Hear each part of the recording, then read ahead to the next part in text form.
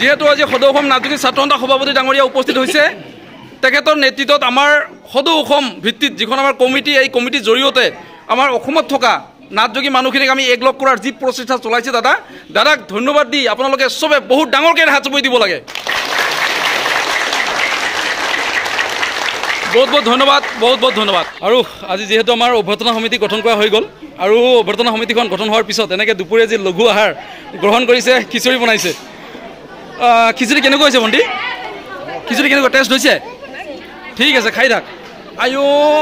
জ্বলা হৈছে নেকি বেছি হা আইঅ দে খাই থাক যেহেতু অহা 20 ছেপ্টেম্বৰ তাৰিখে আমাৰ কেন্দ্ৰীয় শ্বহীদ দিৱস ইয়াতে অনুষ্ঠিত কৰা হ'ব তামুলপুৰ জিলাৰ নাওকটাৰ যি আমাৰ কলবাৰী শিৱ মন্দিৰ প্ৰাংগণত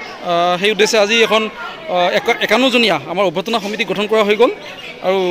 গঠন কৰাৰ পিছত এনেকৈ সভাৰ শেষত দুপৰীয়া যি লঘু আহাৰৰ ব্যৱস্থা কৰা হৈছিল এনেকৈ খিচৰি খাই আছে বাইদেউ টেষ্ট হৈছিল নাই নিমখ কম হৈছে নেকি নিমখ বেছি হোৱা নাইতো না আজি যেহেতু গৰম কম আছে ৰ'দটো কম আছে তো খোৱাত নিশ্চয় সুবিধা হৈছে কেনেকুৱা হৈছে খিচৰি হয় নেকি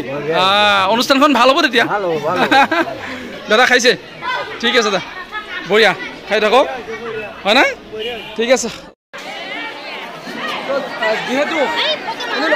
শুনিলোঁ আপোনালোকে যেহেতু অহা 20 ছেপ্টেম্বৰ তাৰিখে আমাৰ সদৌ অসম নাট্যগীত ছাত্ৰ সন্থাই যি কেন্দ্ৰীয়ভাৱে শ্বহীদ দিৱস ইয়াতে উদযাপন কৰিব অনুষ্ঠানখন কেনেকুৱা হ'ব লাহেকৈ গ'লে কেনেকৈ ভাল হ'ব না বেয়া হ'ব কিমান ভাল হ'ব আমি গম পাম চিঞৰত গম পাম ঠিক আছে কোনে অনুষ্ঠিত কৰিব সদৌ অসম নাট্যগীত ছাত্ৰ সন্থাই ঠিক আছে সদৌ অসম নাট্যগীত ছাত্ৰ সন্থা জিন্দাবাদ কেনেকৈ ভাল হ'ব এইখিনি চিঞৰত কেনেকৈ ভাল হ'ব দাদাই চিঞৰিব দাদা চিঞৰি দিয়ে এবাৰ ইনকলাব জিন্দাবাদ ইনকলাব জিন্দাবাদ সদৌ অসম নাট্যগীত ছাত্ৰ সন্থা জিন্দাবাদ নাটযোগী জিন্দাবাদ পৰিবাসী জিন্দাবাদ মহিলা সমিতি জিন্দাবাদ মহিলা সমিতি জিন্দাবাদ ইনকলাব জিন্দাবাদ ইনকলাব জিন্দাবাদ ইনকলাব জিন্দাবাদ সদৌ অসম নাট্যগীত ছাত্ৰ সন্থা জিন্দাবাদ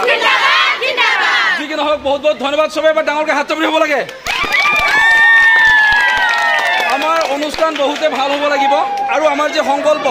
1000 যুৱতী মহিলা একেলগে দিহানাম পৰিৱেশন কৰিব 1000 হ'ব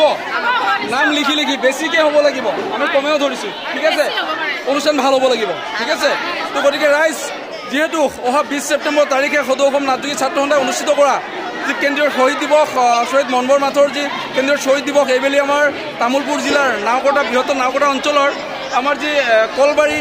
শিৱ মন্দিৰ প্ৰাংগণত এদিনীয়া বৰ্ণাঢ্য কাৰ্যসূচীৰে অনুষ্ঠিত কৰা হৈছে গতিকে সকলো ৰাইজৰ উপস্থিতি আমি কামনা কৰিছোঁ আপোনালোকে আহিব আমাক সুদিয়া পৰামৰ্শ দি আমাৰ এদিনীয়া বৰ্ণাঢ্য কাৰ্যসূচীৰে অনুষ্ঠিত কৰা অনুষ্ঠানখন চাবলৈ মনোনীত কৰাত আপোনালোকে সহযোগিতা কৰিব বুলি আমাৰ আশা থাকিল সদৌ অসম নাট্যগীত ছাত্ৰ সন্থা জিন্দাবাদ বহুত ধন্যবাদ এতিয়া আমি দুপৰীয়াৰ যি আহাৰ গ্ৰহণ কৰিম তাৰপিছত আমি ঘৰলৈ যাম ঠিক আছে আৰু এইকেইদিন লাগি থাকিম ঠিক আছে বহুত ধন্যবাদ আৰু ইয়াৰ খুব সুন্দৰ পৰিৱেশ মই দেখুৱাই যাম আৰু এতিয়া আমাৰ দুপৰীয়া আহাৰ গ্ৰহণ কৰাৰ সময় থেংক ইউ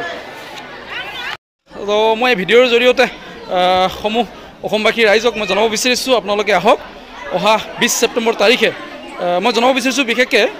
1942 চনৰ যি 20 ছেপ্টেম্বৰ তাৰিখে শোণিতপুৰ জিলাৰ ঢেকীয়াজুলি থানাত শ্বহীদ বৰণ কৰা প্ৰায় 13গৰাকীকৈ শ্বহীদ হৈছিল আৰু তাৰে 5গৰাকীকৈ আমাৰ নাথ জনগোষ্ঠীৰ আছিল শ্বহীদ মনবৰ নাথ কুমলী দেৱী চন্দ্ৰনাথ ছটনাথ তেখেতসকলৰ সদৌ অসম নাট্যগীত ছাত্ৰ সন্থা গঠন হোৱাৰ পৰা আমাৰ যি শ্বহীদ দিৱস উদযাপন কৰি আহি থকা হৈছে আৰু এনেকৈ আজি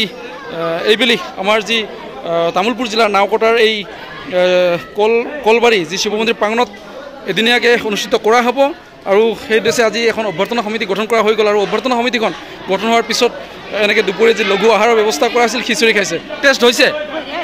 বঢ়িয়া হৈছে অনুষ্ঠান ভাল হ'ব তেতিয়াহ'লে আপোনালোকে দিহানাম গাবনে নাই হা চবকে কৈ দিব হা ঠিক আছে আৰু মই দেখুৱাইছোঁ এনেকৈ গতিকে সকলোৰে সহায় সহযোগিতা আপোনালোকৰ উপস্থিতি কামনা কৰিছোঁ এইফালেদি ৰ'দ আহিছে আকৌ খিচৰি গৰম কেনেকুৱা ঠিক আছে খাই থাকক হয় টেষ্ট হৈছে ঠিক আছে খাই থাকক বঢ়িয়া ভাল হৈছে না আজি সভাৰ শেষত আমাৰ লঘু আহাৰ গ্ৰহণ কৰিছে এনেকৈ ৰাইজে ভাল হৈছে ঠিক আছে হয় খাই থাকক